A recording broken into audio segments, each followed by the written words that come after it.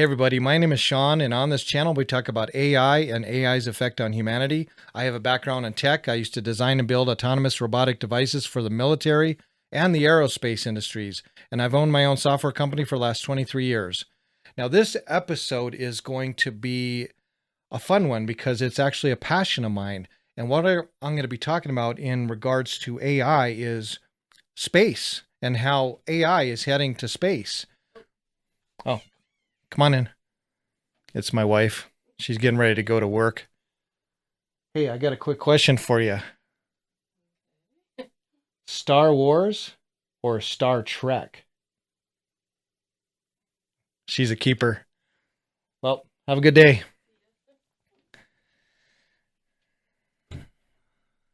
Well, that was my wife. We've been married over 30 years. And I got to tell you, when I met her, she was a microbiologist working at a government laboratory. And I'd go in the laboratory and she's wearing her white lab coat, looking in a microscope, and she'd be looking at all these little microbes and parasites and things like that. And then she'd look up and see me. So I must have been more attractive than parasites, because that's what she used to study. It made for a very interesting home because I was science, engineering, and things like that, and she was biology. And it was a really good balance. It's great to know these things when it comes to the world. But I can tell you right now that even on this channel, I try to talk to you guys just as plainly as possible, because if I start talking geek speak, just like a lot of the techno nerds out there expect me to do, and they're always correcting me on terminology and things like that. Well, I know the terminology, but if I use it, including on someone like my wife, I talk to her about this stuff, her eyes just glaze over, because she doesn't need to hear all that. She just wants to hear the average, ordinary, plain speak about it. So anyway, that was my wife. Space. You know, what an amazing subject. I've thought about space and space travel and space exploration all of my life. In fact, when I was a little kid, the teacher would catch me daydreaming and say, "Where's your mind? Is it in space?" And I said, "As a matter of fact, it is."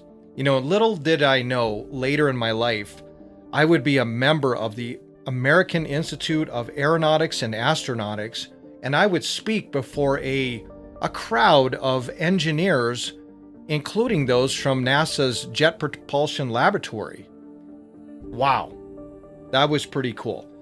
Now, I have some conflicting feelings here because I love space. But now we're starting to put a bunch of crap up there.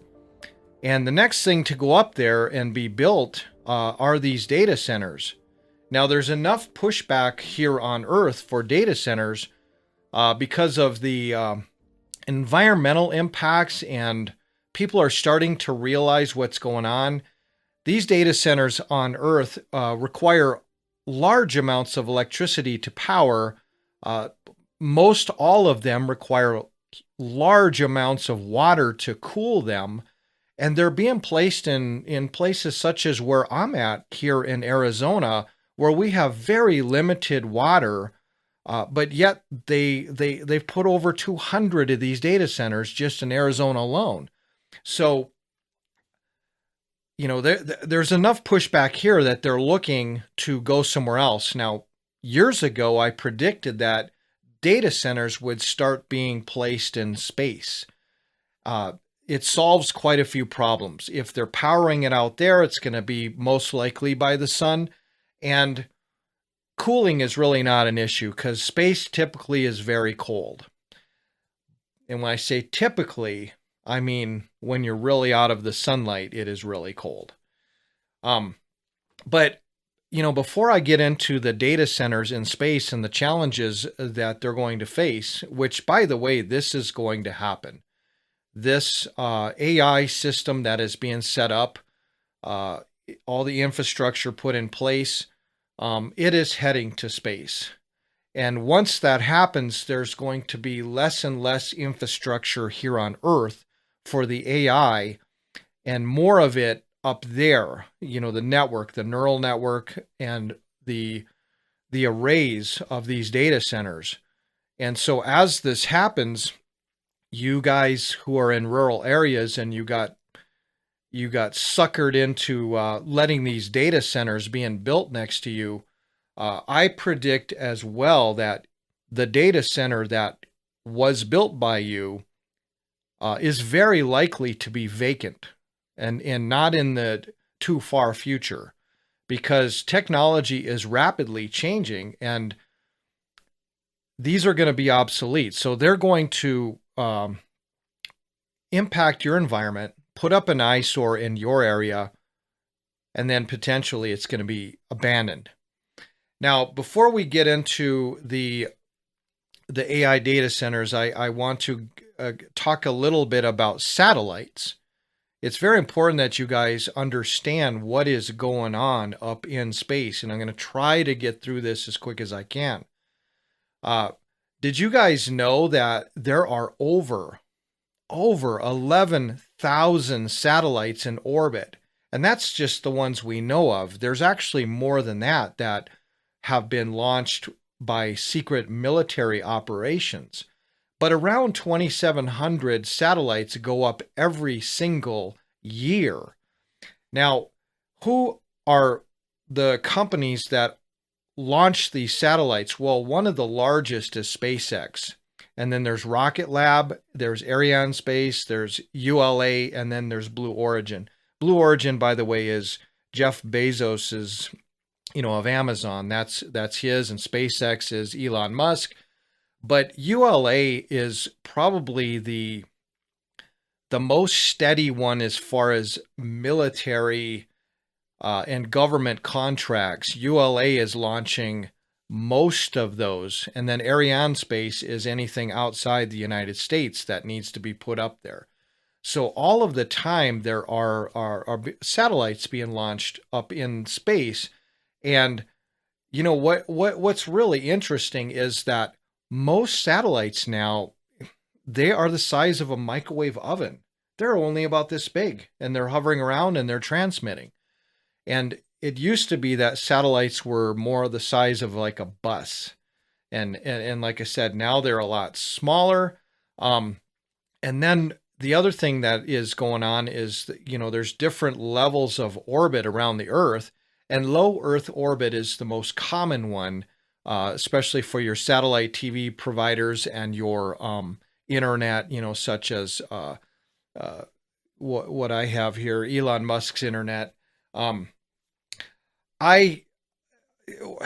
Basically, low Earth orbit is really getting crowded. There's over 60 nations that have satellites in low Earth orbit, and the average lifespan of a satellite is between 5 and 12 years.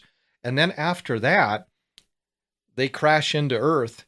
Most of them actually burn up on re-entry, but the really large ones can end up in your yard. And they try not to let that happen, but it can happen. But it's not likely to, because most of the Earth is covered by water. So anyway, one of the things that you also need to know is that what powers these satellites? Most of the satellites are solar powered, and they have basically solar and batteries. And nowadays, most of the batteries are lithium ion. But, when you're talking about your deep space mission satellites such as Voyager, they were actually using plutonium-238, which is a kind of a manufactured byproduct of nuclear reactors. And so they were powering those because they were going so far away from the sun that they needed a reliable power source. So that's how those are powered. But most everything is powered by solar right now. And as the Earth is turning and these things are in low Earth orbit, many of them go into the darkness because they're behind Earth, away from the sun, and that's when the battery power kicks in. So keep that in mind. And then a lot of these, like Elon Musk's Starlink, that one, and others, they like to put their satellites in kind of an orbit array, so you'll see them in a straight line from each other, and they will be communicating with each other, having a line of sight with each other. And my mind is going right now.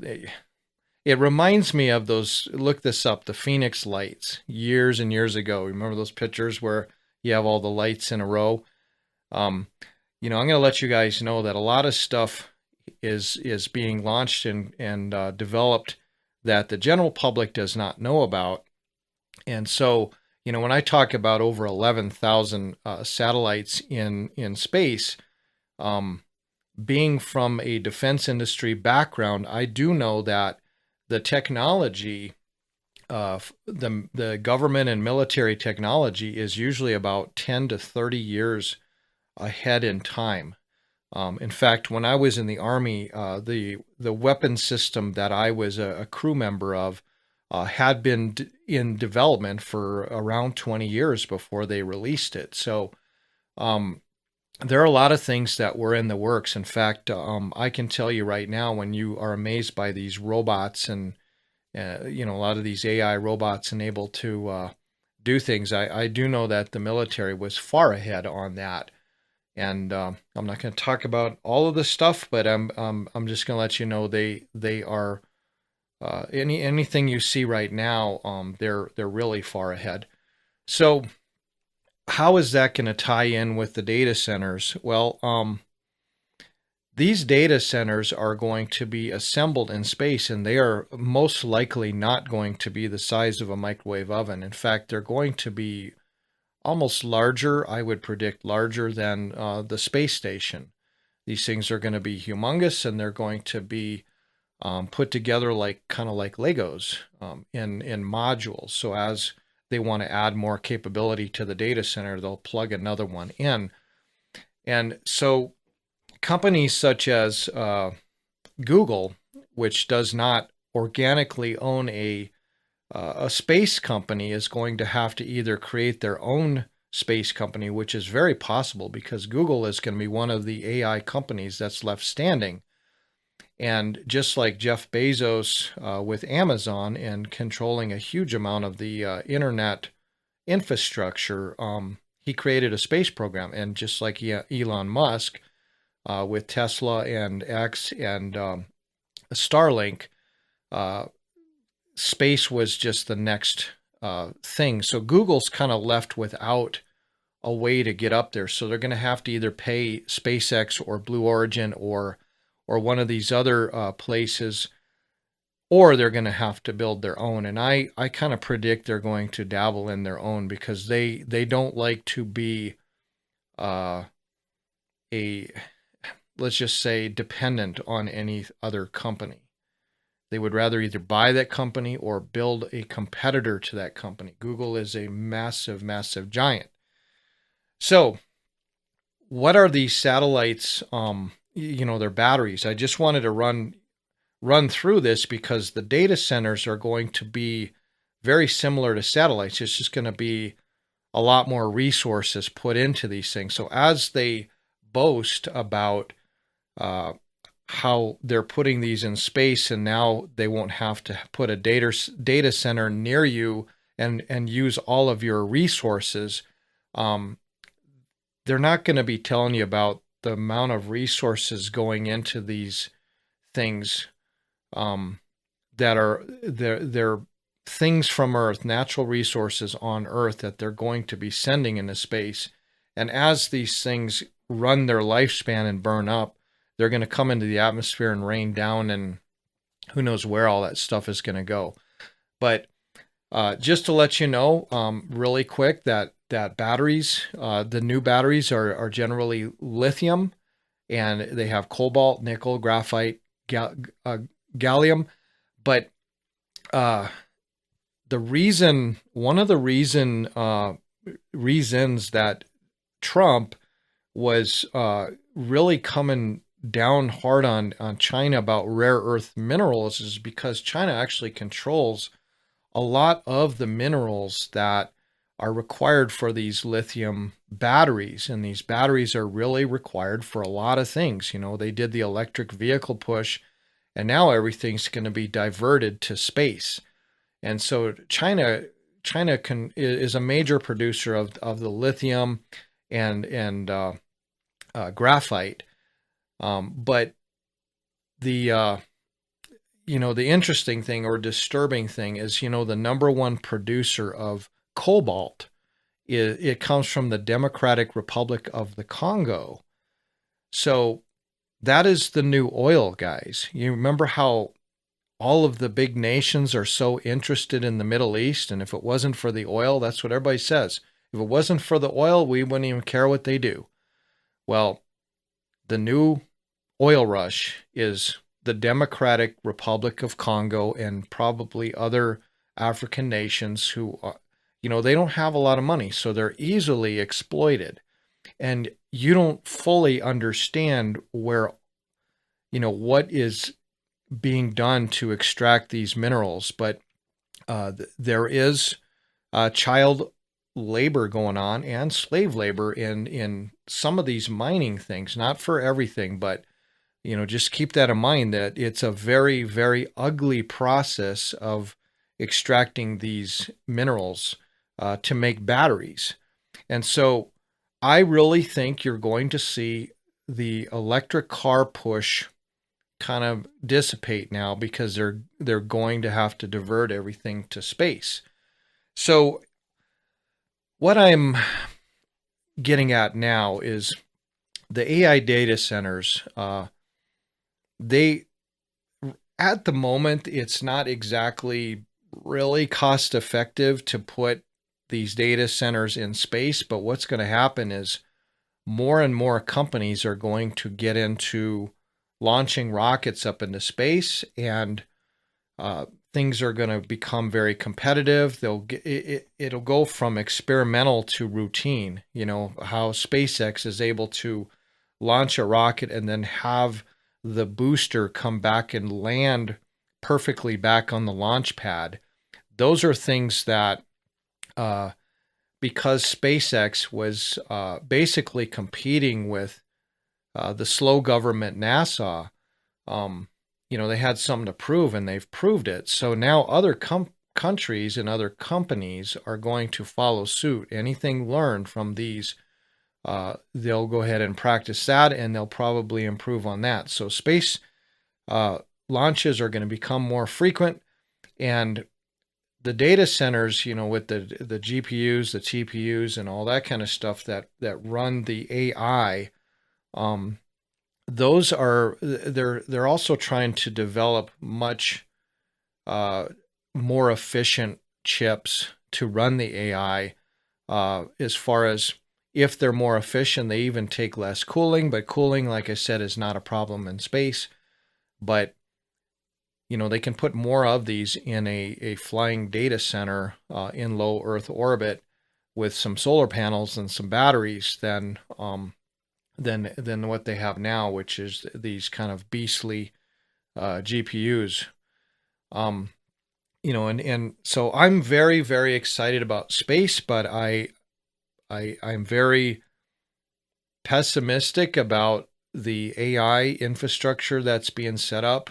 There's going to be some benefits to humans from AI, and there's going to be a lot of really terrible things as a result of AI.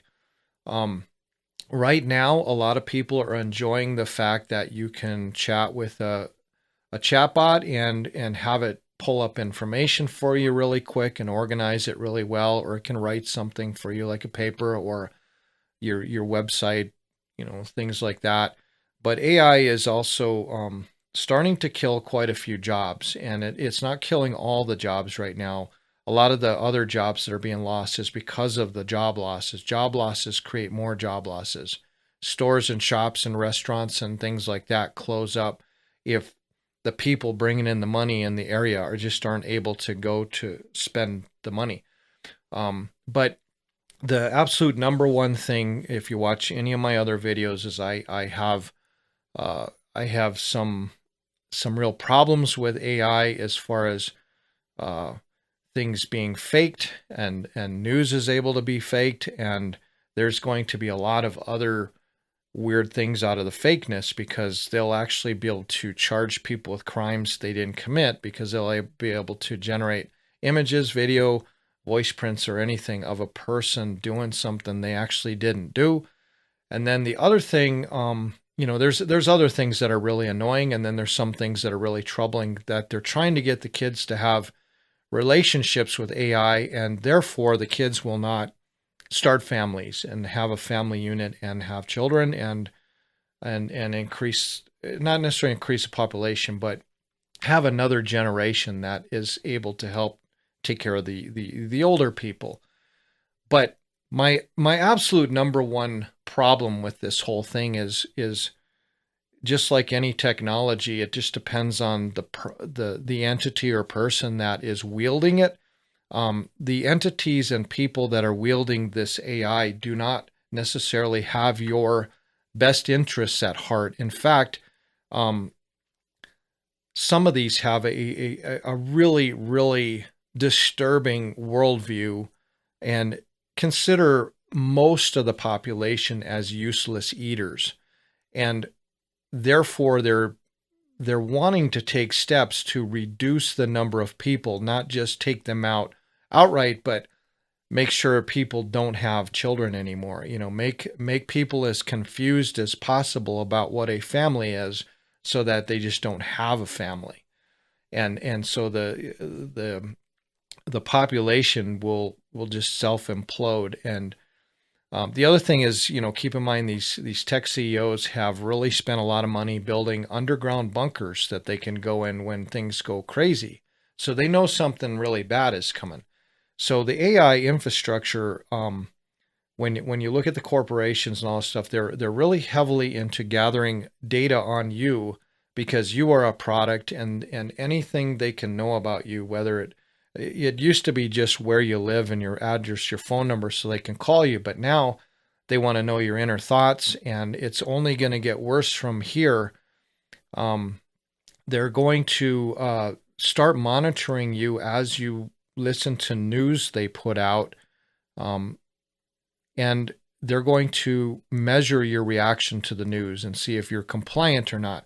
And don't forget that the governments work hand in hand with these big tech companies.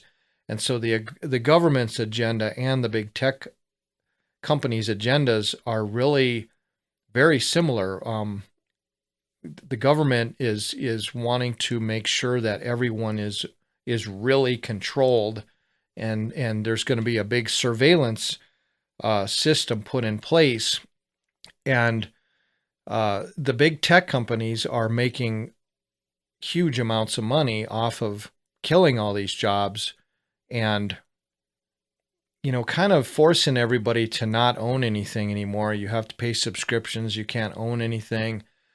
So as the it's not even the rich get richer and the poor get poorer. There's now such a wide gap between who is going to have anything and who and the rest of everybody, that the mindsets between the two are going to be completely different. Anybody left on the bottom, which is going to be like 99% of the population at least, is going to be begging for food and resources and things like that, and then the ones that are in charge will hand it out, but it'll come at a cost. And they're also about to usher in the digital currency as well. So when that is ushered in, all of your purchases and anything a company sells is going to be tracked. They'll know exactly what you want to buy, what you have bought, what your intentions are. They're already doing this as it is, and if you remember the big players, I call them gamecs. It's Google, Amazon, Meta, Microsoft, OpenAI, and XAI. These major players in what is going on, whether it be AI or internet, like Facebook or Instagram. or Amazon, where we're all kind of finding it way more convenient to just order on Amazon. As these data centers are being built in space, space is already crowded enough, and so this gets into my final thought on this, and that is the new military. The new military buildup is going to be in space. We've had decades where we've had military satellites up there. Some are called killer satellites, and killer satellites have the ability to go blow up another satellite or disable it. This was such a problem that major governments had to kind of come to an understanding. If you blow up my satellite, that's an act of war, and it could actually cause the nuclear weapons to start launching. So there are satellites that are up there that are able to take anything out. And so as these data centers are being built in space, they're also going to put in some cloud infrastructure up there as well, which stores your images and pictures, and not even stuff you put up. It'll be video surveillance of everything. And some of that stuff, is a threat, or it's got to be protected. So the military, all the military satellites have been in sort of the intel agencies and the agencies that don't exist. They've been operating those things. They still will, but more and more of these things are now going to be shifted to the Space Force. The Space Force is actually going to have basically, I wouldn't say an army, but these things are not really flying per se. They're just hovering out there. They're going to be controlling different sectors of low Earth orbit. So just keep in mind that for everything that's put up there, there's going to have to be military presence in space that is able to disable the other thing. And we got a lot of spy satellites up there. China's got a lot of them. So just keep in mind, there's a lot of stuff that has nothing to do with business or commercial stuff. It has to do with, there's this silent battle going on up there, and it's only going to get worse. And so just keep in mind that as they launch more of these rockets, some of them use solid rocket fuel, and others use liquid rocket fuel. And some have even gotten into using, I believe is methane.